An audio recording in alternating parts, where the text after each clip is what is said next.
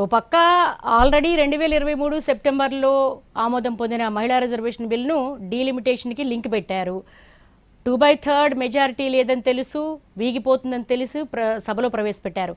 ఇప్పుడు ఒక క్యాంపెయిన్ గట్టిగా చేస్తున్నారు ఇటు బీజేపీ నేతలందరూ కూడా. మేము చాలా చిత్తశుద్ధితో మహిళా రిజర్వేషన్ బిల్లును తీసుకొస్తే విపక్షాలే అడ్డుకున్నాయి, ఇటు కాంగ్రెస్ డిఎంకే కూడా ఒక రకమైనటువంటి చీకటి ఒప్పందాలు చేసుకున్నాయని చెప్పేసి ప్రధాని నరేంద్ర మోడీ కూడా ప్రచారం మొదలుపెట్టేశారు. ఇప్పుడు ఈ పశ్చిమ బెంగాల్ తమిళనాడు ఎన్నికల మీద ఇంపాక్ట్ ఏమైనా ఉంటుందంటారు సార్? మీకే తెలుసుగా రిజల్ట్స్లో అంత సులభంగా మహిళలు మోసపోతారు అనుకుంటే పొరపాటు. ఏ మహిళలు అంత అమాయకులా?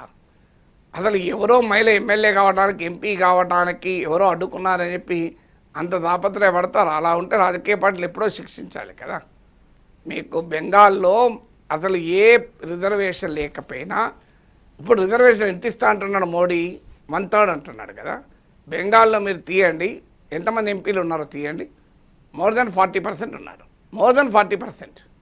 అసలు రిజర్వేషన్ ఇస్తే 1/3. మమతా బెనర్జీ మోర్ దెన్ 40% ఇచ్చారు. దేశంలోనే హయ్యెస్ట్ ఉమెన్ రిప్రజెంటేషన్ ఉన్నది తృణమూల్ కాంగ్రెస్లో. మరి బీజేపీ ఏమని చెప్పుకుంటే బీజేపీ ఇచ్చింది అంతమంది టికెట్లు. బీజేపీ టికెట్లు ఇస్తే ఎవరన్నా అభ్యంతరం చెప్పిండు 1/3 ఇస్తే. ఇప్పుడు బీజేపీ 543 సీట్స్. ఈ ఇండియా కూటమిలో యాంటీ ఉమెన్. నువ్వు ఇచ్చేది 181 మంది టికెట్లు, 250 మంది టికెట్లు, 180 గెలుస్తారు బీజేపీ తరఫున. వద్దన్నా 1/3 గెలుస్తారు.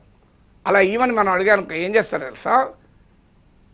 మల్కాజ్గిరి, సికింద్రాబాద్, కరీంనగర్, నిజామాబాద్, ఆదిలాబాద్ ఇలా గెలిచిన సీట్లు ఇవ్వరు. ఎక్కడిస్తారు తెలుసా? ఓడిపోయే ప్లేస్లు ఇస్తారు. కేరళలో ఇస్తారు. అది ఎలా గెలిచేది లేదు కదా. యూపీలు ఇవ్వమనండి, బీహార్లు ఇవ్వమనండి, మధ్యప్రదేశ్లో ఇవ్వమనండి, రాజస్థాన్లో ఇవ్వమనండి. ఇస్తారా? ఇవ్వరు. ఎక్కడ ఇస్తారు? ఎట్టి పరిస్థితుల్లో గెలవని స్టేట్స్ ఉంటాయి. వాళ్ళు ఏం చేసుకున్నా గెలవని స్టేట్లు ఉంటాయి, అక్కడ ఇస్తారు. సో దానివల్ల ఏముంటుంది? మీకు నిజంగా హానెస్టీ ఉంటే మీ పార్టీలో గెలిపించండి. రాజ్యసభ ఇవ్వండి పోనీ. ఇప్పుడు రాజ్యసభలో బీజేపీ మహిళలే పెట్టండి, ఆఫ్ పెట్టండి. ఎవరు అడ్డుకుంటారు? రాహుల్ గాంధీ అడ్డుకుంటారా? మీకు చిత్తశుద్ధి ఉంటే మీరు ఇండియా కూటమి కన్నా మీరు చాలా గొప్పగా మహిళలకు అనుకూలం ఉంటే రాజ్యసభకు పంపించే వాళ్ళందరినీ మహిళలే పంపించండి. మరి ఎవరు అభ్యంతరం చెప్తారు?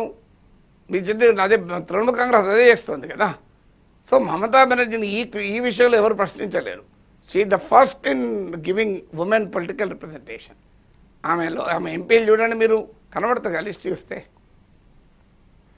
నాగేశ్వర్ గారు, ఫైనల్గా 8:30కు ప్రధాని నరేంద్ర మోడీ జాతిని ఉద్దేశించి ప్రసంగించబోతున్నారు, మాట్లాడబోతున్నారు. గతంలో అంటే కరోనా ఇష్యూనో లేకపోతే డిమోనిటైజేషనో లేకపోతే ఇప్పుడు ఎల్పిజి సంక్షోభం అనుకోవచ్చు. కానీ ఇప్పుడు తాజాగా ఈ నిన్న వీగిపోయినటువంటి మహిళా రిజర్వేషన్ బిల్లును లింక్ పెట్టి ఈ 5 రాష్ట్రాల ఎన్నికల్లో ఒక ప్రచారంగా వాడుకునే అవకాశం ఉందంటారా? అంటే ఆయన ఏం మాట్లాడతారనేది మిమ్మల్ని విశ్లేషించమంటారు. ప్రచారం వాడుకున్నా, కొత్తగా వాడుకున్నా ఏమండి?